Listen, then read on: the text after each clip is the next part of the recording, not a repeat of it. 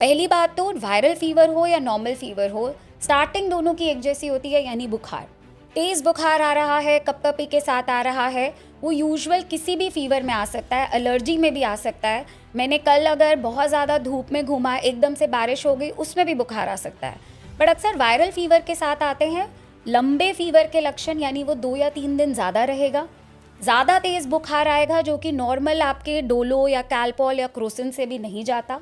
अक्सर viral fever में बुखार के साथ आपको और भी चीज़ें देखने को मिलती हैं, जैसे पेट का खराब होना, गला खराब सबसे कॉमनली, नाक बहना, गले में खिचखिच या खराश होना। और अक्सर हमने वायरल फीवर में देखा है कि वो कुछ भी हो 4 से 5 दिन लेके ही जाते हैं। डेंगू को कैसे डिफरेंशिएट करें इनसे?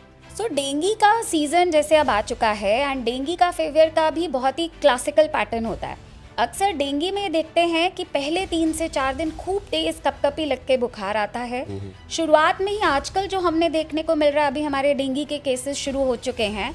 अक्सर जो यंग जनरेशन है उसमें हमने देखा है तेज बुखार आएगा, स्टार्टिंग के ही पहले दूसरे दिन थोड़ा सा पेट अपसेट होना, उल्टी या उबकाई जैसा लगना, थोड़ा हेडेक, सबसे सीवियर हेडेक अक्सर हम देखते हैं कि डेंगी में शुरुआत के दूसरे तीसरे दिन होता है। 3 से 4 दिन हो गए हैं, बुखार उतर नहीं रहा है, और फिर वीकनेस बहुत ज़्यादा बढ़ती है, आंखों के पीछे पुतली में बहुत पेन होना, बॉडी एकदम टूट रही है, हमसे उठा नहीं जा रहा है। पहले 3-4 दिन ऐसे लक्षण दिखते हैं। चौथे, पाँचवें, छठे, सातवें दिन शरीर में रैश आना, खुजली होना, लाल पूरी बॉडी हो जाना, चकत्ते पड़ना पर्पल कलर के, बिकॉज प्लेटलेट आपके कम होने लगते हैं, भूख काफ़ी कम हो जाती है, पेट बहुत फूला फूला रहता है। एंड देन आपका, क्योंकि 4-5 दिन से ज़्यादा का बुखार है, सबसे सिंपल डेंगी का एक सिंपल ब्लड टेस्ट कराएं। डेंगी में अगर किसी को डेंगी पॉजिटिव है तो खास ध्यान रखना है कि पेन किलर्स ना खाएं, क्योंकि प्लेटलेट और जल्दी गिरेंगे और आपकी दिक्कतें आगे बढ़ेंगी। अच्छा, प्रिकॉशंस कैसे? कई लोग घर पे रह करके प्रिकॉशंस लेते हैं, तो क्या प्रिकॉशंस है डेंगू? सबसे पहली चीज़ है, अपने घर के पास निकलते ही देखो आस के पास में कहीं पानी इकट्ठा तो नहीं हो रहा, कहीं टायर पड़े हैं वहाँ पे पानी ना पड़ा हो। अक्सर गर्मियों के एकदम बाद ये जो बारिश का सीज़न आता है, कूलर्स बंद हो जाते हैं, बट कूलर्स के अंदर रखा हुआ पानी वहीं का वहीं पड़ा रहता है, सफाई करें। प्लांट्स के पॉट्स इकट्ठे हैं, गमले हैं, हम यूज़ नहीं कर रहे बट बारिश का पानी इकट्ठा हो रहा है, उसको क्लियर करें, उसको साफ़ करें। दूसरी चीज़, छोटे बच्चे होते हैं या आपके घर में खेलने कूदने का उम्र के बच्चे हैं, जब वो बाहर जा रहे हैं खेलने, कोशिश करें शाम के वक्त, क्योंकि डेंगी के मच्छर की खासियत है कि वो शाम और रात में भी उतना ही एक्टिव रहता है। एंड उस केस में फुल स्लीव्स के कपड़े या फिर आप उनको मॉस्किटो रेपेलेंट लगा के भेजें। नमस्कार, डिजिटल भूमि पॉडकास्ट में मैं सौरभ शर्मा आपका स्वागत करता हूं। आज हमारे साथ स्टूडियो में एक ऐसे शख्सियत मौजूद है जो बता दें फोर्टिस हॉस्पिटल में संक्रमण रोग विशेषज्ञ के तौर पर जो है कार्यरत हैं, और रोहतक में भी हर दूसरे वीरवार और चौथे वीरवार को अपनी ओपीडी सेवाएं यहाँ पर प्रदान करती हैं, जिनका नाम है डॉक्टर नेहा रस्तोगी जी। तो नेहा जी, सबसे पहले आपका बहुत स्वागत है हमारे। शुक्रिया, थैंक यू सो मच। अच्छा डॉक्टर साहब, आजकल मॉनसून का मौसम चल रहा है और इस समय में इन्फेक्शन बहुत ज़्यादा फैलता है, तो क्या कारण है और किस प्रकार से उससे बचाव हो सकता है? तो मॉनसून एक ऐसा सीज़न होता है जहाँ पे हमने देखा है अक्सर कि बारिश में पानी इकट्ठा हो रहा है, हम आसपास बाहर बहुत घूमते हैं, खाते पीते हैं, एंजॉय करते हैं। ऐसे में हमने बहुत देखा है कि इस मौसम में अक्सर typhoid, dengue, malaria, chikungunya, hepatitis A, E, Leptospira, ऐसे जैसे संक्रामक रोग जो अक्सर बाहर के खाने से, पीने से, सप्लाई ऑफ वाटर जिसमें ख़राब हो सकती है, पानी इकट्ठा हो तो वहाँ पे मच्छर पनप सकते हैं। इस मौसम में ऐसे इन्फेक्शन बहुत पाए जाते हैं। इलाज बहुत सिंपल है, पिकअप करना भी आसान है, प्रोवाइडेड आप समय पे उसको पकड़े और समय पे उसका इलाज करें। अच्छा, आजकल सबसे ज़्यादा इन्फेक्शन कौन सा देखने को मिल रहा है इंडिया में? तो डिपेंड करता है, एक्चुअली इन्फेक्शंस की खासियत बहुत है, जैसे हर वक्त हमारी चीज़ें चेंज होती है, ऐसे सीज़न दर सीज़न इन्फेक्शन चेंज होते हैं। हम अगर बात करें मॉनसून की, जैसे मैंने बताया कि इस मॉनसून के सीज़न में और अगले आने वाले 3-4 महीनों में हम टाइफॉइड, पेट के इन्फेक्शंस, लूज मोशंस होना, स्वाइन फ्लू, कोविड वापस आ रहा है, आपके टाइफॉइड, मलेरिया, ये देखते हैं। अगर हम बात करें विंटर्स की, विंटर्स में अक्सर निमोनिया, एलर्जीज़, इम्यूनिटी की बीमारियां हमें ज़्यादा दिखती हैं। अगर हम बात करें होली सीज़न के टाइम की, तो ऑलमोस्ट सिमिलर इन्फेक्शंस जो हमने सर्दियों में देखे हैं वो वापस से वहाँ आते हैं। और अगर किसी की इम्यूनिटी कम है, हम शुगर की कैपिटल हैं, हमारे यहाँ पे डायबिटीज़ का बहुत रिस्क है, जो कैंसर के मरीज़ हैं, डायलिसिस के मरीज़ हैं, उनमें आए दिन कोई ना कोई इन्फेक्शंस होते रहते हैं, जैसे कि यूरिन का इन्फेक्शन, निमोनिया या खून का इन्फेक्शन। तो हमारे यहाँ पे इन्फेक्शंस हर तरीके के मौसम में सीजनल ट्रेंड लेके आते हैं।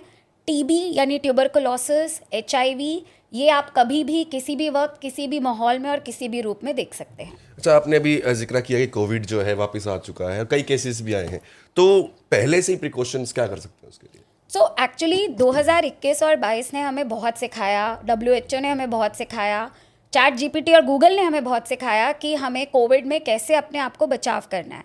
पहली बात तो मैं आपके पॉडकास्ट के माध्यम से बोलूँगी कि कोविड के अभी के जो वेरिएंट्स हैं उनमें किसी को घबराने की या पैनिक करने की कोई ज़रूरत नहीं है।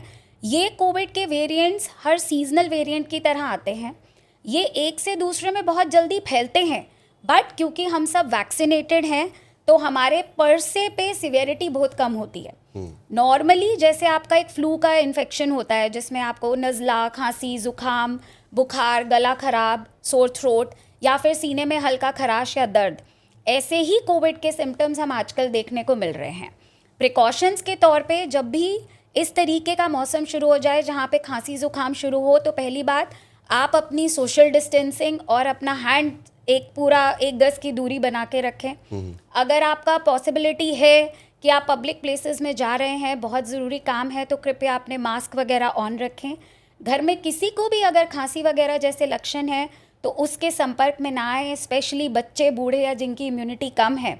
और अगर ये प्रॉब्लम्स परसिस्ट कर रही हैं, 5 दिन से ज़्यादा आपका चीज़ें नहीं जा रहा है, तो अपने लोकल डॉक्टर से ज़रूर संपर्क करें। जब आजकल जो है फीवर का मौसम चल रहा है, तो वायरल फीवर और नॉर्मल फीवर में फ़र्क कैसे करें?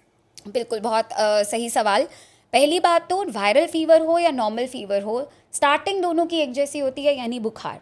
तेज़ बुखार आ रहा है, कपकपी के साथ आ रहा है, वो यूजुअल किसी भी फीवर में आ सकता है, एलर्जी में भी आ सकता है। मैंने कल अगर बहुत ज़्यादा धूप में घूमा, एकदम से बारिश हो गई, उसमें भी बुखार आ सकता है। बट अक्सर वायरल फीवर के साथ आते हैं लंबे फीवर के लक्षण, यानी वो 2 या 3 दिन ज़्यादा रहेगा, ज़्यादा तेज़ बुखार आएगा जो कि नॉर्मल आपके डोलो या कैल्पॉल या क्रोसिन से भी नहीं जाता।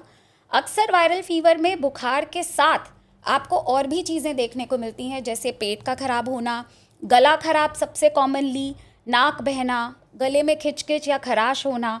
और अक्सर हमने वायरल फीवर में देखा है कि वो कुछ भी हो 4 से 5 दिन लेके ही जाते हैं। अच्छा, डेंगू को कैसे डिफरेंशिएट करें इनसे?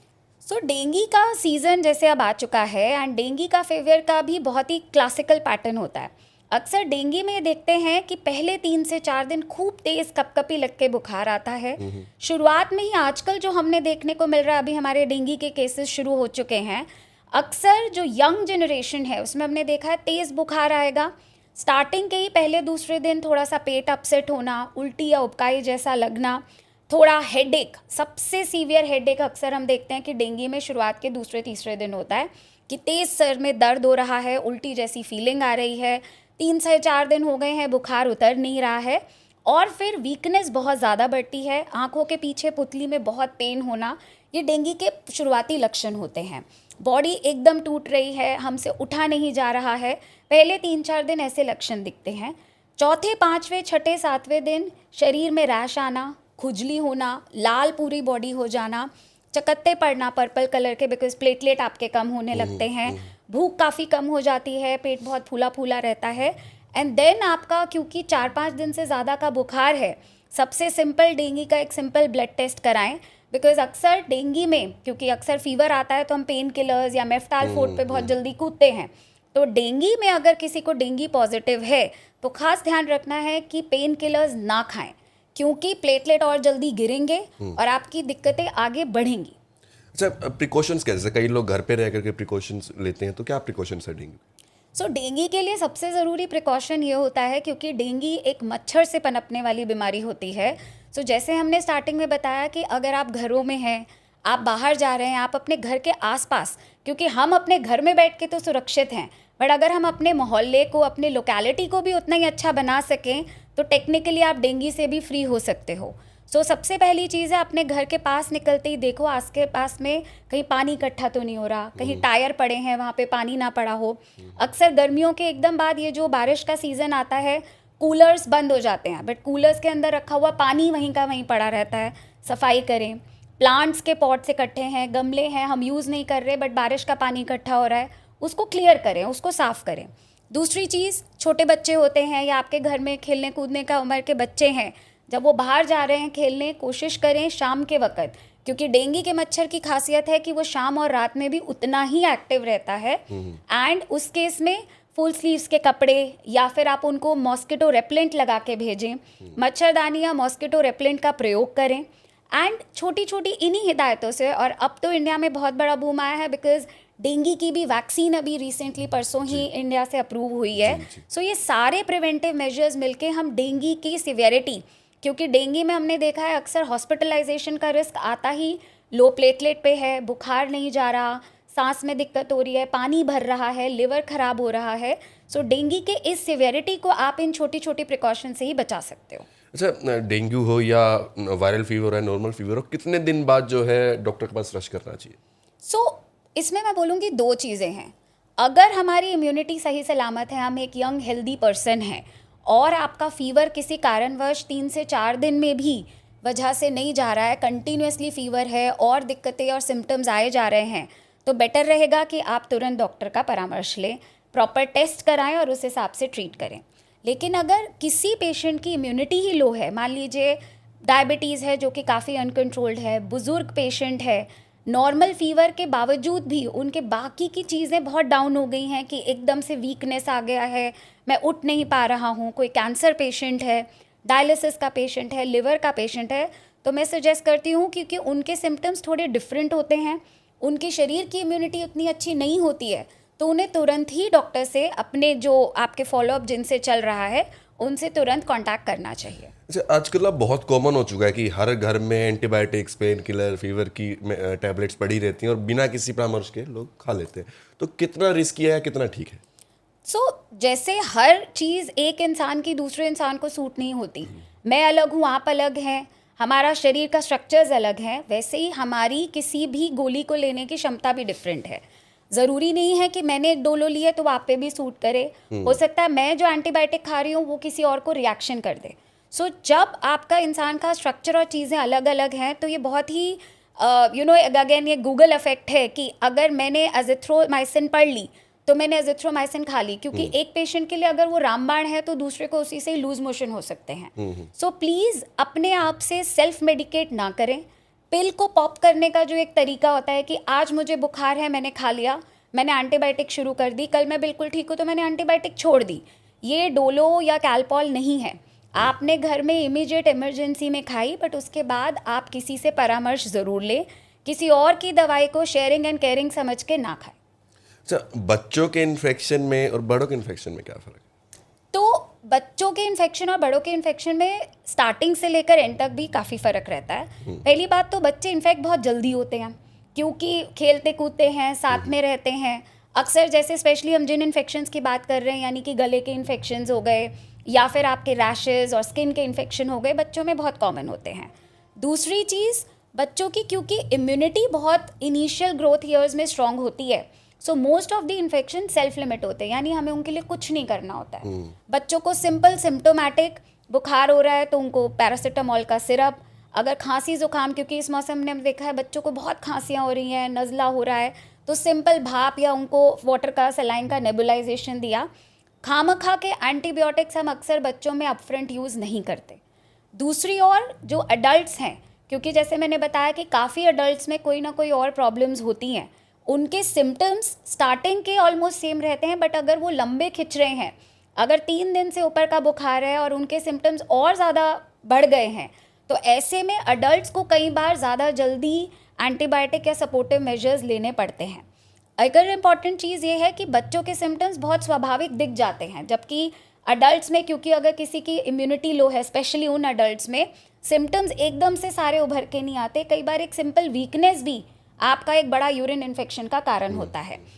Last but not the least कि बच्चों में क्योंकि वैक्सीनेशन, एंड आजकल हम बोलते हैं कि बड़ों का भी टीकाकरण होना चाहिए, सो बच्चों में क्योंकि टीकाकरण बहुत टाइमली होता है, हर बंदा ध्यान रखता है कि छोटा बच्चे को प्रॉपर वैक्सीनेट किया जाए, तो उनके इन्फेक्शंस कि इम्यूनिटी इतनी स्ट्रांग होती है कि वो आता है और वो खुद चला जाता है, जबकि बड़ों में उस इन्फेक्शन के बाद का भी फेज़ बहुत लंबा रह जाता है।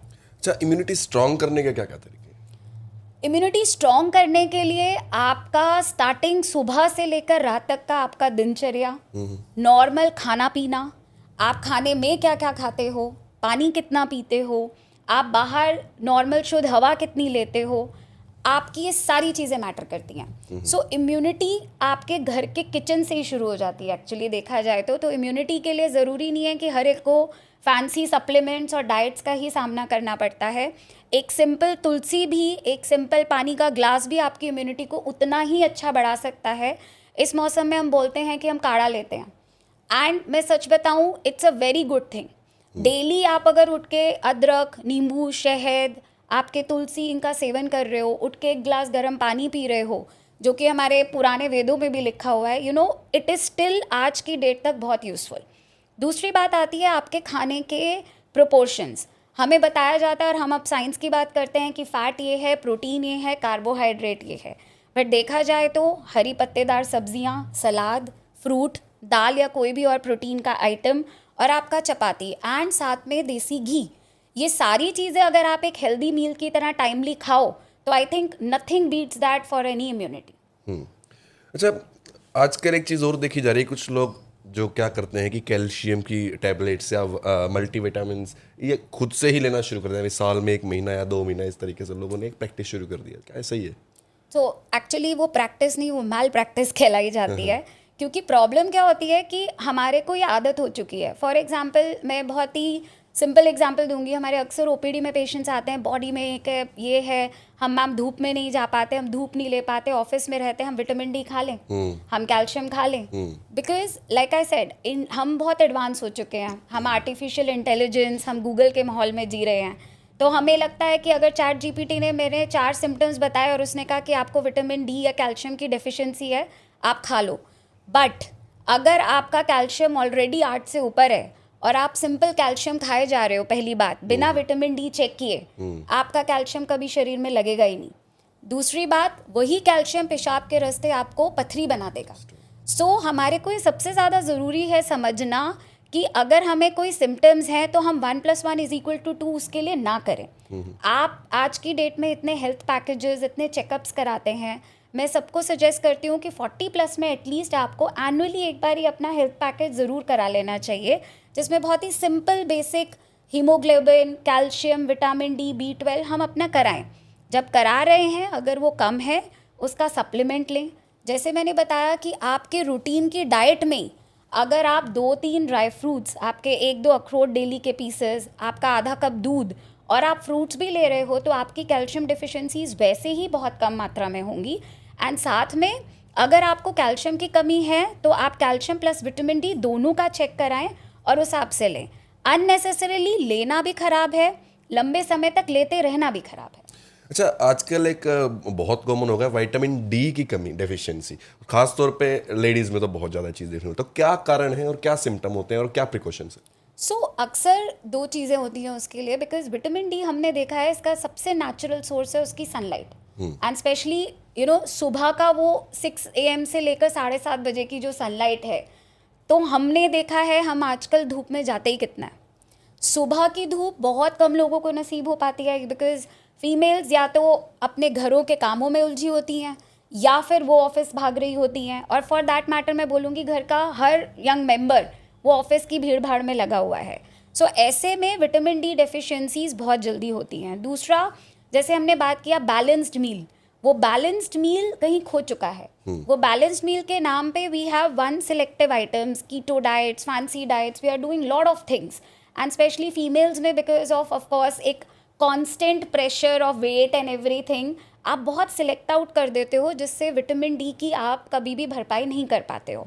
तो अक्सर हमने देखा है कि विटामिन डी की डेफिशिएंसी शुरू होती हैं, एंड हम लोग हर दूसरे दिन हम देखते हैं कि टिपिकल फीवर्स के सिम्टम्स के साथ में कि बहुत हरारत रहती है शरीर में, मैं 4 सीढ़ियाँ चढ़ते ही थक जाने लगते हूँ, बॉडी ऐसा लगता है कि पाँव बिल्कुल चूर चूर हो जाएंगे, थक जाओगे, एंड आपके बॉडी का एक एक जॉइंट पेन कर रहा होता है। धीरे धीरे विटामिन डी जब आपका और डिफिशिएंट होता जाता है, तो जैसे मैंने बताया वो कैल्शियम को एब्जॉर्ब नहीं होने देता, मैग्नीशियम को एब्जॉर्ब नहीं होने देता, तो आपके शरीर में क्रैम्प्स आने लगते हैं, बहुत ज़्यादा मसल्स दुख रही हैं, हल्का सा भी अगर हम लोगों ने काम कर लिया 1 या 2 घंटे तो आपको लगेगा कि मुझे बैठना है and then I have to do the next work. फिर धीरे धीरे आई साइट पे अफेक्ट होने लगता है, हेयर ग्रोथ, क्योंकि फीमेल्स में अगेन द क्वेश्चन इज़ मेरे बाल बहुत झड़ रहे हैं, स्किन बहुत ड्राई होने लग गई है, तो ये सारे इवेंचुअली विटामिन डी के डिफिशिएंसी के सिम्टम्स कहलाए जाते हैं एंड इसके लिए तो देन आपको सप्लीमेंट ही लेने पड़ेंगे और साथ में उसको डाइट से मेंटेन करना पड़ेगा। अच्छा, एसी में रहने से भी इन्फेक्शन होता है? बिल्कुल।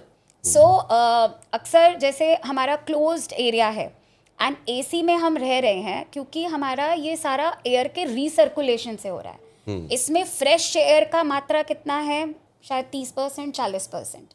हम एसी के अंदर ही रहते हैं, 4 लोग हम एसी में बैठ के काम कर रहे हैं, अगर ऑफिस की हम बात करें, सामने वाले पर्सन को अगर सपोज करें, हम फिर मानसून की सीज़न की मैं बात करूँगी, नज़ला या खांसी है, वही वो उस हवा में सांस ले रहा है, वही एसी की हवा रीसर्कुलेट हो रही है और आप भी सांस ले रहे हैं।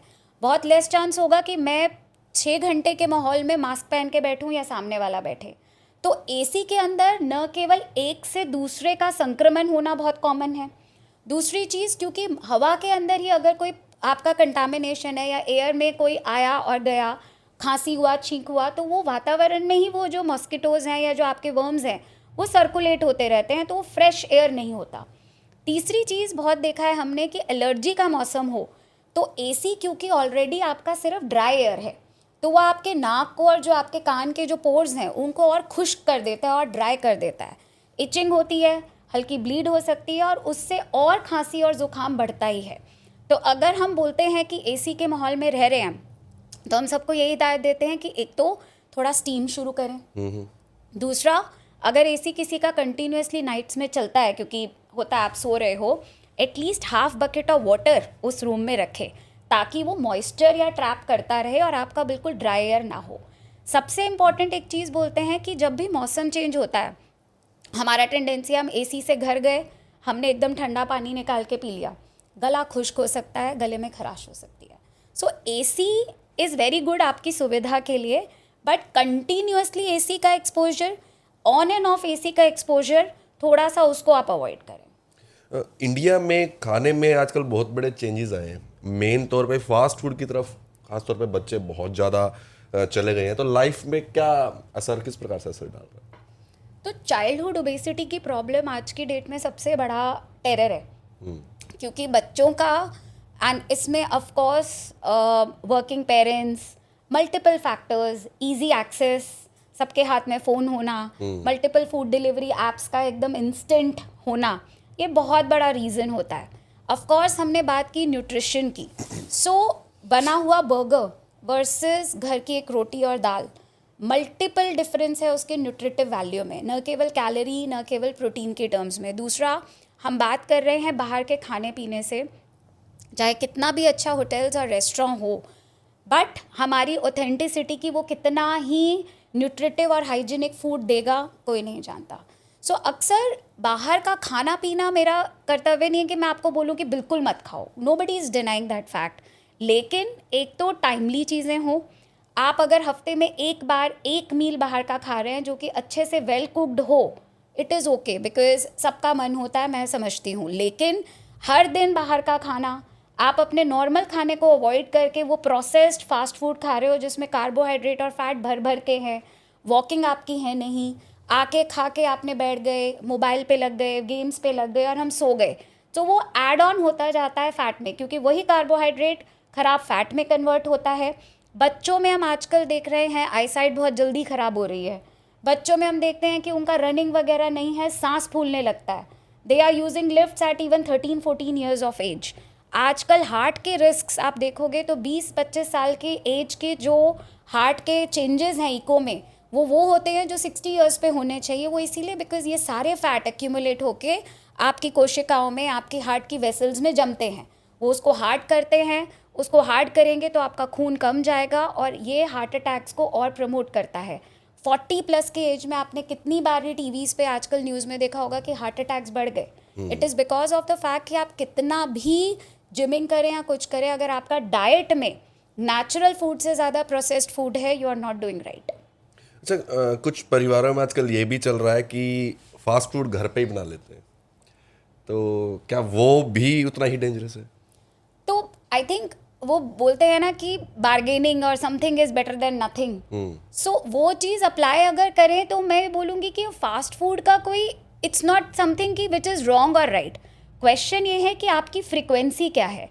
अगर है कि हम सबका मन है और हमने में 10 दिन में एक बार घर पे अच्छे से करके और उसमें आपने हेल्दी चीज़ें, फॉर एग्जांपल हम बहुत बार देखते हैं जैसे आलू टिक्की की जगह आपने किनुआ का बर्गर रख दिया, आपने फ्राई की जगह उसको बेक करवा दिया, तो फिर भी मैं बोलूँगी कि 15 दिन में एक बार उस चीज़ के लिए हम फिर भी सोच सकते हैं। But it is obviously fast food का मतलब ही फास्ट फूड है।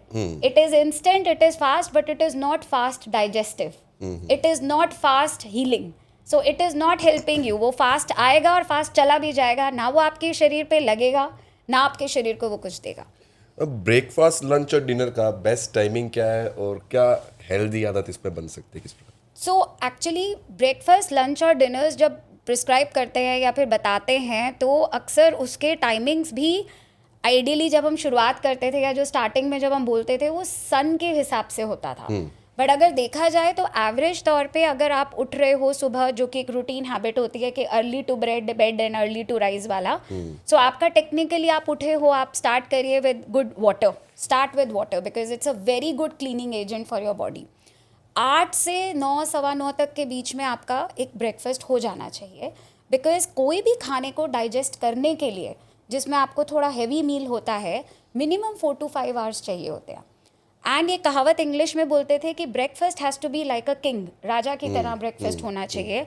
अक्सर ये सबसे ख़राब हमने देखा है कि हमारा ब्रेकफास्ट कई लोग स्किप कर देते हैं। उठे क्योंकि हम लेट उठे, हमने खाया ही नहीं, हम सीधा लंच पे कूद गए। लंच और ब्रेकफास्ट के बीच में एक मिड मील भी होता है, क्योंकि आपका मेटाबॉलिज्म एक्टिव रहेगा। चाहे आप उसमें एक फ्रूट ले लो, कुछ नहीं मिले तो एक नारियल पानी ले लो, वो भी नहीं मिला एक छाछ ले लो, वो भी नहीं मिल रहा है तो 2-4 आप बादाम और भीगे हुए अखरोट ही खा लो, ताकि आपका मेटाबॉलिज्म चलता रहे। लंच, आप एक हेल्दी बैलेंस लंच ले सकते हैं। जो राइस खाने वाले लोग हैं, हम बोलते हैं कि राइस खाइए, बॉइल्ड राइस खाइए, ब्राउन राइस खाइए, चपाती एक लीजिए, आप रागी या फिर मिलेट की चपातीज़ आजकल बहुत हेल्दी मानी जाती हैं, ले सकते हैं। प्रोटीन के लिए आप 1 कटोरी सोयाबीन या 1 कटोरी दाल, कोई एग वाला है तो एग भी ले सकता है, चिकन ब्रेस्ट भी ले सकते हैं। एंड देन शाम में भी कुछ ना कुछ आप लीजिए, बिकॉज सबसे अच्छा तरीका है आपके फैट के लिए भी और एसिडिटी के लिए भी कि स्मॉल इंटरवल्स पे थोड़ा थोड़ा खाएं। एंड देन रात का खाना has to be like a beggar, minimum meal before 8 as much as possible. Okay, तो ट्रैवल करते समय इन्फेक्शन, क्योंकि देखो जब हम ट्रैवल करते हैं किसी पब्लिक ट्रांसपोर्ट में तो बहुत से लोग होते हैं किसी में इन्फेक्शन हो सकता है, तो कैसे उससे बच सकते हैं? सो ट्रैवलिंग का अगर हमारे पास ट्रैवलिंग के हैं तो इन्फेक्शंस को होने के 2-3 ज़रिए ही होते हैं। एक, हम पब्लिक प्लेस में जा रहे हैं, चाहे ट्रेन में जा रहे हैं, एयरपोर्ट फ्लाई करके जा रहे हैं, रेलवेज़ में जा रहे हैं, सो पब्लिक एक्सपोजर बहुत कॉमन है और उसमें जो खांसी या फिर जो एटमॉस्फेयर या एयर के थ्रू जो इन्फेक्शंस आ रहे हैं, अगर हमारे को पता है कि हमें टेंडेंसी है उस चीज़ की, तो आजकल तो सबसे अच्छा तरीका है मास्क पहन के रखिए। जितना पॉसिबल है आप पब्लिक प्लेसेस में मास्क को यूज़ कर सकते हैं। बहुत कॉमन, अगर 4 लोग हैं और चारों लोगों को पता है कि कफ के एटिकेट्स हैं, अगर मुझे खांसी है तो मैं हाथ रख के या कोनी रख के छींकूं, तो ये हर बंदा अगर करने लगे तो आई थिंक 50% हमारी प्रॉब्लम्स वैसे ही सॉल्व हो जाएं। दूसरी चीज़, अगर कोई बीमार है या आपके फैमिली में भी कोई खांसी जुकाम वाला है तो एक तो उसको ट्रैवल ना कराएं, या फिर अगर आप उसके साथ भी ट्रैवल कर रहे हैं तो उनको मास्क डेफिनेटली बना के रखें। तीसरी, ट्रैवलिंग के दौरान अक्सर दिक्कतें आती हैं पेट के होने वाले इन्फेक्शंस की, क्योंकि बाहर का खाना है या टाइमिंग का है, तो अपने आप को उस हिसाब से सुदृढ़ रखने के लिए साथ में कोई प्रोबायोटिक वगैरह ज़रूर कैरी करें। कोशिश करें कि आप ट्रैवलिंग करते समय अपनी डाइट में दही या लस्सी ज़रूर लें, बिकॉज वो एक नेचुरल प्रोबायोटिक का काम करता है जो कि पेट के इन्फेक्शंस को वैसे ही अवॉइड करता है। हाइड्रेशन, पानी का इंटेक बराबर मेंटेन करके रखें, आप कहीं पे भी ट्रैवल कर रहे हैं बॉटल अपने साथ में रखें। दूसरा एंड तीसरी चीज़ होती है ट्रैवलिंग के टाइम पे अक्सर यूरिन इन्फेक्शंस, क्योंकि आप public loos and toilets use कर रहे हैं तो प्लीज़ उसको हाइजीनिक तरीके से यूज़ करें। आजकल तो P cups and P buddies भी आते हैं जो कि आप वाशरूम के जाने से पहले उसको लगा के उसको क्लीन करके सैनिटाइज करके यूज़ कर सकते हैं। प्रिकॉशंस बहुत सारी हैं, उनमें से अगर हम सिर्फ 20 to 30% भी अगर प्रिकॉशंस को भी यूज़ कर लें तो हम ट्रैवल में होने वाले इन्फेक्शन से बच सकते हैं। अगर किसी की इम्यूनिटी कम है या कोई पुरानी दवाइयों पे है तो आप अपने साथ में ट्रैवल के टाइम पे बेसिक किट अपने इन्फेक्शंस के लिए कुछ बहुत ही बेसिक एंटीबायोटिक, पेट के दर्द की दवा, एक प्रोबायोटिक ये लेकर रखें और ORS का पैकेट ज़रूर लेकर रखें। अच्छा, ट्यूबरकुलोसिस कितना डेंजरस है और क्या इससे पूरी तरह क्योर हो सकते हैं इंसान? सो ट्यूबरकुलोसिस इंडिया में one of the ancient infection माना जाता है। Tuberculosis can be dangerous depending upon कि वो किस जगह का है। नॉर्मल टाइप का टीबी है जो कि गोलियों से सॉल्व होता है, या रेजिस्टेंट है जिनमें हमारे को बड़ी दवाइयाँ लगती हैं, और आपने कब उसकी जांच की। सो एक नॉर्मल ट्यूबरकुलोसिस में कॉमनली हम देखते हैं छाती का टीबी, जिसमें बुखार, बलगम, आपका सांस में लेने में दिक्कत या सीने में दर्द होता है। अक्सर उसका कोर्स बहुत ही सिंपल 6 महीने की गोली का कोर्स है। बट अगर वही मरीज़ खांस के उसने उसको पकड़ा ही नहीं, वो डॉक्टर के पास गया ही नहीं, तो वो टीबी उसके छाती में छेद करके फेफड़ों से ब्लीडिंग भी कर सकती है, तो वही चीज़ डेंजरस हो जाती है। सो डेंजरस होने के लिए टीबी का होना या ना होने से ज़्यादा टीबी का डायग्नोस कब हुआ, पेशेंट की इम्यूनिटी कैसी है, क्या वो टीबी एक जगह का है या वो ब्रेन का अगर टीबी है मान लीजिए, या हार्ट में टीबी है तो वो डेंजरस एरिया माना जाता है, तो वो ऑटोमेटिकली डेंजरस बनता है।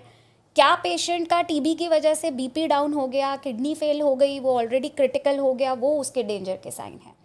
Regarding cure, TB is 100% curable provided आप टाइमली उसको पिक करें, टाइमली उसका इलाज करें।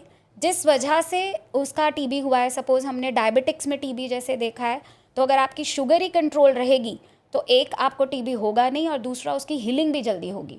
सो होने वाले बीमारी के साथ में जो आपकी पुरानी बीमारी है वो अगर कंट्रोल है, सो टीबी इज़ 100% क्योरेबल। सेप्सिस क्या होता है और लोग इसे पहचान क्यों नहीं पाते?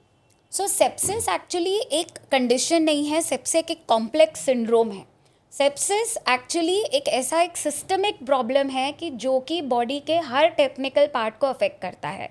सेप्सिस बेसिकली स्टार्ट होता है आपके ब्लड के अंदर इन्फेक्शन से, एंड सेप्सिस में अक्सर हमारी इम्यूनिटी हमारी जगह हमारे ही अगेंस्ट काम करती है और उस इन्फेक्शन को आगे ऑर्गन्स पे भी इम्पैक्ट करा देती है। Sepsis is a constellation process. अक्सर सेप्सिस से लोग इसलिए नहीं वाकिफ़ हो पाते क्योंकि जैसे मैंने बताया कि मल्टीपल सिम्टम्स हैं। एक वीकनेस भी सेप्सिस की शुरुआत है। अभी weakness is such a symptom कि हमें लगेगा कि हाँ वीकनेस ही तो है।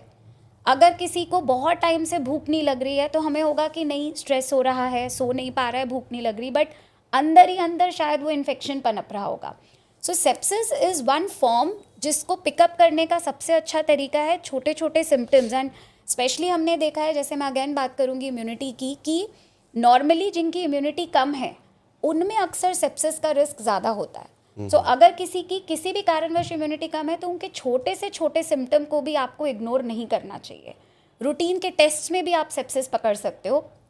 फॉर एग्जांपल सीआरपी एक इन्फेक्शन का मार्कर है। रूटीन आजकल तो हेल्थ के पैकेजेस इतने अच्छे बनते हैं कि अगर कोई एक पेशेंट जिसको कैंसर है वो रूटीन के टेस्ट करा रहा है और उसको रूटीन के टेस्ट में बहुत हाई सीआरपी मिलता है, and when you keep asking the patient आपको ये तो नहीं है, वहीं से आप सेप्सिस की पकड़ शुरू कर देते हो।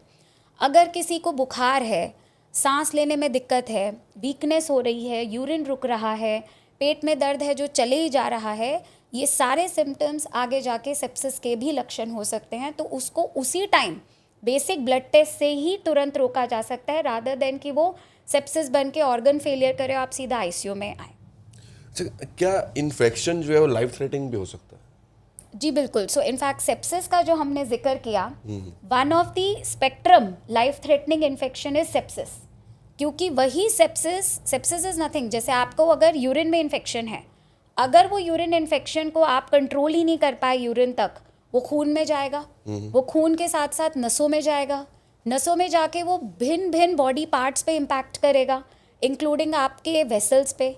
आपका बीपी लो हो सकता है, शरीर में टॉक्सिन्स यानी उसके जहर बढ़ सकते हैं जो ब्रेन तक जा सकते हैं, और ये ऑटोमेटिकली अपने आप में लाइफ थ्रेटनिंग हो जाता है। जी, एंटीबायोटिक रेजिस्टेंस कितना बड़ा खतरा है? एंटीबायोटिक रेजिस्टेंस एक्चुअली सच बताऊं तो कोविड से भी बड़ा पैंडेमिक है अभी इंडिया के लिए जो हम फेस करते हैं, क्योंकि एंटीबायोटिक रेजिस्टेंस देखा जाए तो आजकल हर जगह अवेलेबल है। एंटीबायोटिक रेजिस्टेंस हॉस्पिटल्स की भी मैं अगर बात करूं तो 30 से 50% इन्फेक्शंस आज की डेट में एंटीबायोटिक रेजिस्टेंट हो रहे हैं। यानी कि अगर मैं एग्जांपल लूँ टाइफॉइड का ही, जो कि इस सीज़न का सबसे कॉमन इन्फेक्शन माना जाता है, जो टाइफॉइड पहले गोली एंटीबायोटिक से आपका 3 दिन में या 4 दिन में ठीक हो जाता था, आज वो इंजेक्शन एंटीबायोटिक के बावजूद भी 4 या 5 दिन हॉस्पिटल में भी ठीक नहीं होता है, क्योंकि वो ड्रग रेजिस्टेंट हो गया है। कोल्ड कफ में भी आउट ऑफ द ब्लू जो हम लोग एजिथ्रोमाइसिन लेते रहते हैं घरों में बैठ के, नॉर्मली वक्त पड़ने पर आजकल एजिथ्रोमाइसिन की रेजिस्टेंस 50% हो गई है। यानी कि जब उसकी एक्चुअली ज़रूरत है वो सिर्फ 50% काम करेगी। सो एंटीबायोटिक का अननेसेसरीली ले लेना, एंटीबायोटिक की डोज नहीं लेना, 100 किलो के इंसान की डोज 40 किलो के इंसान की डोज से बराबर नहीं हो सकती। तो आपकी डोजिंग, आप किस टाइम ले रहे हो, ड्यूरेशन, अगर किसी को खांसी जुकाम है और उसको 1 दिन में ठीक हो जाए और हमने एंटीबायोटिक तभी स्टॉप कर दी क्योंकि मैं ठीक हूँ, that is also wrong. So unnecessarily लेना, खुद से बंद कर देना, रॉन्ग डोज, रॉन्ग टाइमिंग, ये सारे एंटीबायोटिक रेजिस्टेंस को ही बढ़ावा देते हैं। एंड इसमें जितनी कंट्रीब्यूशन मैं बोलूँगी मरीज़ की खुद की भी होनी चाहिए, फैमिली मेम्बर्स की होनी चाहिए, उनके केमिस्ट, क्योंकि सबसे बड़ा प्रॉब्लम यही है कि हम डायरेक्टली जाते हैं, हमें ये है और हमको दवाई हाथ में मिल जाती है। सो प्लीज़ ये चीज़ को अवॉइड करने के लिए कोई लोकल डॉक्टर्स या नियर बाय लोगों से ज़रूर परामर्श करें, अननेसेसरीली एंटीबायोटिक्स को पॉप ना करें। आईसीयू इन्फेक्शंस जो है वो क्या होते हैं? So ICU infections again it is just a spectrum, जो हम सेप्सिस की बात कर रहे हैं। ओके। सो अक्सर आईसीयू इन्फेक्शन से ज़्यादा इन्फेक्शन जो आईसीयू तक पहुंच जाए वो यही है कि कोई इन्फेक्शन जो आपका हद से ज़्यादा बढ़ रहा हो, कोई इन्फेक्शन जिसमें आपका बीपी कॉम्प्रोमाइज़ हो गया हो, पेशेंट की जो एक जनरल कंडीशन होती है कि पेशेंट का या तो वो बेहोश हो रहा है, बीपी नहीं बढ़ पा रहा है, पल्स रेट बहुत हाई है, यूरिन आउटपुट आना बंद हो गया है, वो डायलिसिस पे चला गया है, फेफड़ों में ऑक्सीजन की कमी आ गई है, कोई भी इन्फेक्शन अगर 1 से 2 पार्ट तक पहुंच रहा है बॉडी के, या फिर वो आपके नॉर्मल फंक्शन को अवॉइड कर रहा है, तो वो पेशेंट आईसीयू में लैंड कर सकते हैं। So ICU infections are nothing but the infections जो कि काफ़ी सीवियर हो जाते हैं, जिसकी वजह से पेशेंट आईसीयू जाता है। अच्छा, कोविड के बाद कौन सी ऐसी लॉन्ग टर्म समस्याएं देखने को मिल रही है आजकल? सो कोविड के बाद एक्चुअली हम लोगों ने जो बहुत कॉमनली देखी है, एक तो कोविड में जिन लोगों के लंग अफेक्ट हुए उनके लिए आज भी कॉमनली कोल्ड या एलर्जी की समस्याएं अमूमन बाकी लोगों के मुताबिक ज़्यादा देखने को मिलती है, क्योंकि उनके लंग्स अभी तक उस तरीके से ओपन अप नहीं हो पाते। दूसरी बात, कोविड के बाद हमने हार्ट के रिस्क्स और हार्ट की प्रॉब्लम ज़्यादा देखी हैं, जैसे कि लिपिड एबनॉर्मलिटीज़, हार्ट अटैक के खतरे कोविड के बाद हमने ज़्यादा देखे। एंड इनफैक्ट अक्सर उन लोगों ने वैक्सीन के साथ उसको जोड़ा, जबकि ऐसा नहीं है। कोविड के बाद ही हार्ट की मसल्स वीक हो चुकी होती हैं, एंड स्पेशली जो आपकी 2021 की कोविड डेल्टा वेव आई थी, उसके बाद हार्ट के खतरे हमने ज़्यादा देखे हैं। कोविड के बाद अक्सर ब्रेन फॉग, यानी कि कई लोगों को ऐसा लगने लगता है कि हमारा ब्रेन उस तरीके से काम नहीं कर रहा, भूलने की समस्याएं, एकदम से माइंड का क्लटर हो जाना, ऐसे इश्यूज़ के साथ भी हमने काफ़ी फेस किया है। कोविड के बाद डाइजेशन की समस्याएं बहुत लोगों को आई हैं। तो ये 3-4 फैक्टर्स हैं जो हमने एज अ लॉन्ग कोविड, यानी कोविड होने के भी 1-2 साल तक ये फॉलोअप्स में हमें प्रॉब्लम्स मिली हैं। अच्छा, HIV जो है अक्सर लोग इसके बारे में बात करने से कतराते हैं, खास तौर पे गांव देहात में तो बहुत ज़्यादा। तो ये कितना कंट्रोलेबल है और कितना खतरनाक है? पिछले 17 साल से मैं HIV का इलाज कर रही हूँ, और मैं सच बताऊँगी कि इंडिया में जितनी HIV की लेके तरक्की हुई है, आज की डेट में HIV उतना नहीं फैलता है जितना उसके बारे में भ्रम और मिथ्स फैले हुए हैं। सबसे पहले अगर किसी को HIV है तो आपको शर्माना नहीं है, घबराना नहीं है, ओपन अप होइए, बात करिए उसके बारे में। आज की डेट में इतनी साइंस ने एडवांसमेंट की है कि केवल एक गोली, HIV की एक गोली से आप अपना लाइफ उतना ही नॉर्मल जी सकते हैं जितना आपके सामने वाला जी रहा है। फ़र्क सिर्फ इतना है कि अगर हमारे को कोई लक्षण है, अक्सर HIV में देखा गया है कि बहुत टाइम से भूख नहीं लग रही है, 6-7 महीने से वज़न गिरता जा रहा है, लूज़ मोशन बार बार होते हैं, मैं पहले बीमार नहीं पड़ता था बट अब मैं हर महीने बीमार हो रहा हूँ या हो रही हूँ, और अगर आपका किसी का सेक्सुअल एक्सपोजर या कॉन्टैक्ट की हिस्ट्री है, तो पहली बात उस चीज़ से हिचकना नहीं है, क्योंकि अगर आप जल्दी HIV को डायग्नोस कर सकते हो, तो एक तो HIV से जो एड्स तक का सफ़र है वो नहीं होगा, क्योंकि एड्स बोलते थे हम बिल्कुल लास्ट स्टेज ऑफ HIV को, बट HIV की दवाइयों के बाद हमने एड्स में ऑलमोस्ट 90% गिरावट देखी है, क्योंकि दवाइयाँ इतनी कारगर हैं। आपकी दवाई लेने के बाद आपका इम्यून सिस्टम स्ट्रांग रहेगा, और HIV आपकी इम्यूनिटी पे ही वार करता है और इन्फेक्शन को प्रमोट करता है। तो अगर HIV ही ख़त्म हो जाएगा तो आप अपनी नॉर्मल लाइफ जी सकते हैं। अच्छा, STD में सिर्फ HIV और एड्स ही आता है या और भी कुछ बीमारियां हैं इसमें? सो STD या STI यानी कि सेक्सुअली ट्रांसमिटेड इन्फेक्शंस में HIV के अलावा काफ़ी इन्फेक्शंस आते हैं। कॉमनली सिफिलिस, गोनोरिया, क्लेमाइडिया, आपके हीमोफिलस ड्यूक्रे की वजह से एक शैंक्रोइड करके बीमारी होती है, वो हर्पीज़ यानी कि जो आपके ब्लिस्टर्स या जो आप उसको नॉर्मली भाषा में चिकन पॉक्स से कंफ्यूज करते हो, उसी की फॉर्म होती है हर्पीज़, जो कि जेनाइटल पार्ट्स में, प्राइवेट पार्ट्स में होती है। वो भी आपके सेक्सुअली ट्रांसमिटेड इन्फेक्शन में आता है। आपका HPV यानी जिससे सर्वाइकल कैंसर होता है, पॉक्स भी आपका STI का ही पार्ट होता है। सो STI में काफ़ी सारे viral, fungal and even bacterial infections माने जाते हैं, बट कॉमनली ये 4-5 होते हैं। ओके। अच्छा, एक चीज़ देखी गई है कोविड के बाद से ही, कुछ लोगों को सैनिटाइजर यूज़ करने की बहुत ज़्यादा आदत पड़ गई है। मतलब वो हर 5-10 मिनट कहीं ना कहीं सैनिटाइजर यूज़ करते रहते हैं, तो हार्मफुल है? सो सैनिटाइज़र लेना हार्मफुल नहीं होता, बट पहली बात तो ये बहुत ज़रूरी है कि sanitiser is not a substitute of hand wash. आपको जब भी मौका लगे, साबुन और पानी is much superior than your sanitiser. दूसरी चीज़ ये बहुत देखा गया है कि सैनिटाइजर्स हम यूज़ तो करते हैं, बट हमने पंप किया ख़त्म। इट इज़ नॉट हेल्पफुल, क्योंकि आपके हाथ के आगे, पीछे, फिंगर्स, किसी भी तरीके से इन्फेक्शन फैल सकता है। सो अगर हमें सैनिटाइज़र यूज़ भी करना है तो उसको प्रॉपरली करना है। तीसरी चीज़, सैनिटाइज़र्स बहुत बार हमने देखा है कि आपको उसके केमिकल कंटेंट पे भी जाना चाहिए, बिकॉज बहुत हमने देखे हैं कि सैनिटाइज़र्स अक्सर होते हैं जो कि काफ़ी टाइम से यूज़ नहीं हो रहे हैं, और वहाँ पे आप देखोगे उठा के तो नीचे ब्लैक पार्टिकल्स आएंगे। वो सैनिटाइज़र ही कंटामिनेटेड हो चुका है। आप उसको जितना भी यूज़ करेंगे आपकी स्किन छिलेगी और हार्ड होगी, एंड इनफैक्ट वो खुद इन्फेक्शन का खतरा हो।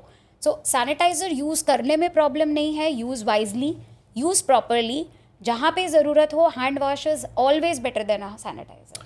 बहुत बार ऐसा देखा है, कुछ लोग ये कहते हैं मेरी इम्यूनिटी बहुत स्ट्रॉन्ग है, मैं तो बीमार नहीं हो सकता है, मुझे इन्फेक्शन नहीं हो सकता। तो कितनी सच्चाई है इस बात में? सच्चाई अच्छी है अगर बनी रहे तो। अगर हम आज बोलते हैं कि मेरी इम्यूनिटी बहुत स्ट्रांग है और मैं बीमार नहीं हो सकता, आई विश कि ये चीज़ सच हो। इम्यूनिटी को स्ट्रांग बने रहने दीजिए। जैसे मैंने बताया कि डेंगू एग्जाम्पल मैं आपको बहुत स्ट्रांग दूंगी। डेंगी के 90% हॉस्पिटलाइजेशन सिर्फ स्ट्रांग इम्यूनिटी से होते हैं। कोविड में भी जिनकी स्ट्रांग इम्यूनिटी थी, क्योंकि वो इम्यूनिटी की ही डिसऑर्डर थी कि आपको ज़्यादा इन्फेक्शंस दिक्कतें हुई। ऐसा नहीं है कि हम इम्यूनिटी स्ट्रांग को ना रखें, बट इम्यूनिटी स्ट्रांग के अपने एक मायने होते हैं। अगर किसी को उसमें भी इन्फेक्शन है तो जस्ट बिकॉज कि मेरी इम्यूनिटी स्ट्रांग है, मैं इस इन्फेक्शन से लड़ सकता हूँ करके आप बैठ नहीं सकते। जानकारी होना उचित है, बट उस जानकारी पे अमल करते रहना सबसे समझदारी है। इवन इफ आज की डेट में मेरी इम्यूनिटी स्ट्रांग है क्योंकि मैं एक डॉक्टर हूँ, ये कहना वाजिब नहीं है, क्योंकि मैं भी 4 मरीज देख सकती हूँ, हो सकता है मुझे भी कुछ हो। तो मेरी बचाव का जो है वो जिम्मेदारी आपकी अपनी है। अगर मैं मास्क लगा के ना घूमूं तो आपकी कितनी भी इम्यूनिटी स्ट्रांग हो, आपको भी कोविड होने का उतना ही खतरा है जितना सामने वाले इंसान को है। सो आप अपनी प्रिकॉशंस को कंटिन्यू रखिए, इम्यूनिटी को स्ट्रांग डेफिनेटली बनाए रखिए, और आप भी अपने चेकअप्स टाइमली कराते रहें। एनर्जी ड्रिंक्स आज के डेट में ट्रेंड बन चुका है, खासतौर पर यूथ में, तो कितना खतरनाक है ये? सो एनर्जी ड्रिंक्स का ट्रेंड एक्चुअली शुरू होता था बिकॉज हम बोलते थे कि हमारा नॉर्मल पानी से वो इलेक्ट्रोलाइट की डेफिशिएंसीज पूरी नहीं होती। हमारे को ये बोलते हैं क्योंकि एनर्जी ड्रिंक्स में most of the time they are concentrated, क्योंकि वो बहुत टाइम तक प्रिजर्वेटिव्स में रहते हैं, एंड 90% प्रिजर्वेटिव्स या तो शुगर के बने होते हैं या एक्स्ट्रा सॉल्ट के। तो अक्सर वो आपको और डिहाइड्रेट कर जाते हैं, क्योंकि आप एक टाइम का पानी का डेफिसिट उससे ले सकते हो, बट आप उसको पूरे दिन उस पर सस्टेन नहीं रह सकते। आपको उसमें नमक भी चाहिए, नींबू भी चाहिए, शुगर भी चाहिए, क्योंकि आपका इलेक्ट्रोलाइट बैलेंस ही पूरा उससे बना हुआ है। सो आपको एनर्जी ड्रिंक्स कभी कभार के लिए मंजूर है, बट क्या वो हमारे नॉर्मल पानी, नॉर्मल दाल पानी, नॉर्मल छाछ को रिप्लेस कर सकते हैं? नहीं। तो क्या उसका सब्स्टिट्यूट नींबू पानी सबसे बेस्ट है? आई थिंक घर की बनी हुई शिकंजी, घर की बनी हुई छाछ और लस्सी, नॉर्मल पानी, आई मीन पानी का तो कोई तोड़ ही नहीं है। आप जब भी लो आप अपना नॉर्मल पानी लो, अपने साथ में सिपर बॉटल्स वगैरह रखो। एंड अगर आपको लग रहा है, क्योंकि जैसे गर्मियों का मौसम होता है या फिर अभी इस मौसम में पेट खराब वगैरह होता है, तो अपने घर की बनी हुई शिकंजी का ही प्रयोग करें। जिनको डायबिटीज़ है वो चीनी को अवॉइड भी कर सकते हैं। अच्छा, ऐसी हैबिट्स जो इंसान अगर अपनाए तो इन्फेक्शन से बच सकता है?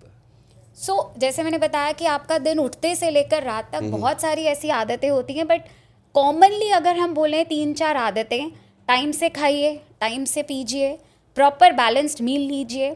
अगर जिस तरीके के मौसम्स में हम हैं उस हिसाब से उसके एडिक्वेट प्रिकॉशंस लीजिए, सतर्क रहिए, अपने आप को सिग्निफिकेंटली अगर कोई भी सिम्टम्स आ रहे हैं तो उसका तुरंत चेकअप कराइए और उपचार कीजिए और सेल्फ मेडिकेट ना कीजिए। आई थिंक ये 4-5 हैबिट्स ही अगर हम अपना लें तो we should be infection free.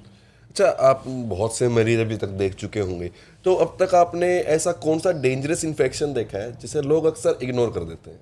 I think sepsis is one infection जो कि काफ़ी डेंजरस तक हो सकता है, और वो इग्नोरेंस नहीं है, वो लैक ऑफ अवेयरनेस है मैं बोलूँगी, क्योंकि आपको पता ही नहीं होता कि क्या ये उस चीज़ में कन्वर्ट हो जाएगा।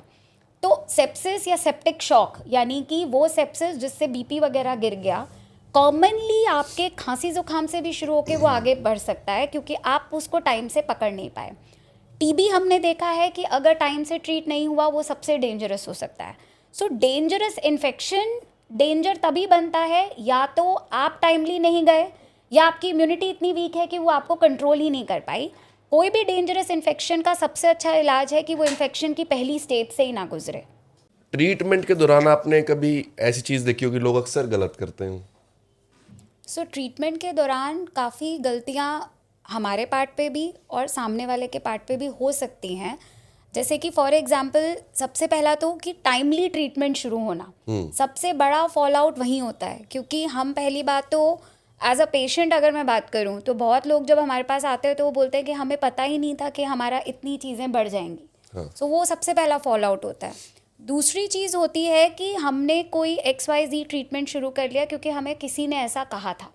जैसे मैंने बताया कि एक पर्सन का दवाई दूसरे पर्सन को नहीं लग सकती, तो वो बहुत ज़रूरी है कि आपको पता हो कि आपका सही ट्रीटमेंट क्या है। तीसरी चीज़ होती है कि हम किस चीज़ का ट्रीटमेंट कर रहे हैं। अक्सर हमने देखा गया है कि डॉक्टर साहब हमें फ़लाना इन्फेक्शन है, हमें ये ट्रीटमेंट चाहिए, एंड हमारा क्वेश्चन ये होता है कि हमें पहले डायग्नोस करना है। सो डायग्नोसिस ही आपको ट्रीटमेंट तक लेके जाएगा। एंड चौथी सबसे इम्पॉर्टेंट चीज़ होती है सही डोज, सही timing, and last but not the least treatment का कंप्लीट करना। सो आई थिंक स्टार्टिंग से लेकर एंड तक ये सारे फॉल आउट्स हो सकते हैं अगर आप प्रॉपर फॉलो अप नहीं कर पा रहे हो तो। अच्छा, आपके हिसाब से इंडिया में इन्फेक्शन से जुड़ी सबसे बड़ी शॉकिंग रियलिटी क्या है? इंडिया में सबसे बड़ी इन्फेक्शन से रिलेटेड शॉकिंग रियलिटी ये है कि पता सबको है, सबको उसके बारे में सब से पता है, बट उसको करने से सब लोग बहुत कतराते हैं या समझते नहीं हैं।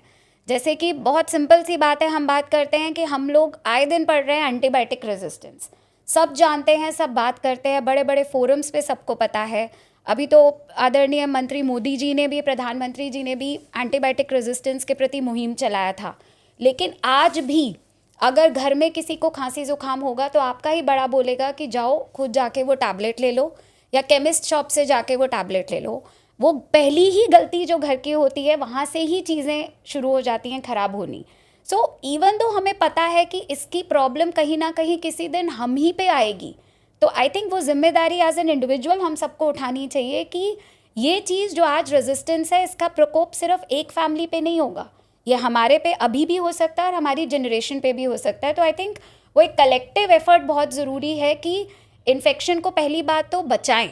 बचाव ही सबसे बड़ा उपचार है आज की डेट में। अगर हम इन्फेक्शन की बात करें 2026 में, अपने आप को स्क्रीन करें, सतर्क रखें। इतने सारे मैसेजेस, इतनी सारी इन्फॉर्मेशन, पॉडकास्ट सब पे अवेलेबल है। आप किसी को कभी भी आज की डेट में माध्यम से इतने बने हुए हैं कि रीच आउट कर सकते हैं। तो self medication is a very big harm, I must say. And then last but not the least, कोई आपको अगर एक एक्सपर्ट सलाह दे रहा है तो उसको सुने, 10 चीज़ों को 10 जगह से मिला के उस पर ऊपर नीचे ना करें, प्रॉपर बात माने और प्रॉपर उपचार करें। अच्छा, आपको क्या लगता है कि लोगों में जागरूकता की कमी क्यों है इन्फेक्शंस को लेके या अपने रोगों को लेके अलग अलग तरह के, क्यों जागरूकता की कमी क्या क्यों है? एक्चुअली मैं उससे बोलूँगी कि जागरूकता की कमी नहीं है, जागरूकता बहुत है बट उस पर अमल करने की बहुत कमी है। अगर लोगों को आज की डेट में पता भी है कि ये चीज़ इससे हो सकती है, बिकॉज सब पढ़ते हैं, सबके पास हर तरीके की इन्फॉर्मेशन आती है, बट पहला सबसे बड़ा रेजिस्टेंस ही यही होता है, ये मुझे नहीं हो सकता, मैं बिल्कुल ठीक हूँ, ये सिम्टम्स मेरे है ही नहीं, तो मुझे इस चीज़ को पढ़ना नहीं है। हमने टेस्ट करा लिए, हम लोग हर बार टेस्ट कराते हैं, बट हमने वो डेफिशिएंसी देखी, बट वो तो ठीक अपने आप हो जाएगी, हम खाने पीने से कर लेंगे। पहली बात, अगर खाने पीने से कर लेते तो वो कमी होती ही ना, और अगर आई है तो उसको पूरा करें। नेक्स्ट चीज़ होती है कि हमने कोई सिम्टम्स देखे तो हम एज अ फैमिलीज़ कई बार होते हैं कि हम उसको तब तक इग्नोर करते हैं जब तक कि वो पूरा का पूरा बारूद ना बन जाए। तो ये सबसे बड़ी प्रॉब्लम है। मैं अक्सर बोलती हूँ सब फैमिलीज़ को कि हमने ऐसी चीज़ें होने ही क्यों दी। अगर मुझे लग रहा है कि 2 दिन की खांसी है, तीसरे दिन वो और बढ़ गई है, या तो आप अपने नियर बाय डॉक्टर को मिलो, या फिर आप उसके बारे में कुछ सोचना शुरू करो। ये सोच के कि मैंने ये कर लिया, मेरा 3 दिन की जगह 5वें दिन ठीक हो जाएगा, आप उस चीज़ को और बढ़ाते ही हैं, उसको ख़त्म नहीं करते। तो आई थिंक पीपल नो कि हो क्या रहा है, बट कैसे करना है, किधर करना है, किस चीज़ पे रीच आउट करना है और उसको फॉलो कैसे करना है, वहाँ पे मुझे लगता है सबसे बड़ा मेजर गैप होता है। अच्छा, आप जनता को क्या सलाह देना चाहेंगे? जनता को मैं यही सलाह देना चाहूँगी इस पॉडकास्ट के माध्यम से कि पहली बात तो ये सारी इन्फॉर्मेशन किसी को भी घबराने के लिए नहीं है। ये कोई पैनिक अटैक वाला सिचुएशन नहीं होता। अगर आप अवेयर हैं, सचेत हैं, आपको पता है आपके पास क्या हो रहा है, अगर आप इन छोटी छोटी बातों पे ही अमल करें, जैसे मैंने बताया कि हम 2026 में भी यही बात बोलते हैं कि prevention is always better than cure, और अगर आप इसी चीज़ को अपनी रेगुलर ज़िंदगी में इम्प्लीमेंट करें, हेल्दी लाइफस्टाइल, हेल्दी जीवन को फॉलो करें, तुरंत टाइमली अपने टेस्ट कराते रहें, अपने बड़े बुजुर्गों के बारे में अपनी सचेत रखें, टीकाकरण यानी वैक्सीनेशन बच्चों के साथ साथ बड़ों का भी कराएं, तो आप अपने इन्फेक्शन से तो सिर्फ 50 to 70% वैसे ही प्रिवेंट हो सकते हो। बहुत बहुत धन्यवाद डॉक्टर नेहा, आपने अपने विचार हमारे साथ साझा किए और जनता को भी आपने बताया किस प्रकार इन्फेक्शियस डिसीज़ से वो क्योर हो सकते हैं। तो ये थे हमारे साथ फोर्टिस हॉस्पिटल गुरुग्राम से डॉक्टर नेहा रस्तोगी, जिन्होंने आपको जो भी जानकारी दी, आशा करता हूँ आपको बहुत पसंद आई होगी। साथ ही इस वीडियो को ज़्यादा ज़्यादा शेयर करें ताकि आपके प्रियजन भी इस चीज़ को जान के जागरूक हो सके और अपनी आपको क्योर प्रिकॉशंस के साथ सेव कर सके। तो इसी के साथ नहीं होता अपडेट्स पाने के लिए जुड़े रहे मेरे साथ और देखते रहे डिजिटल भूमि। धन्यवाद।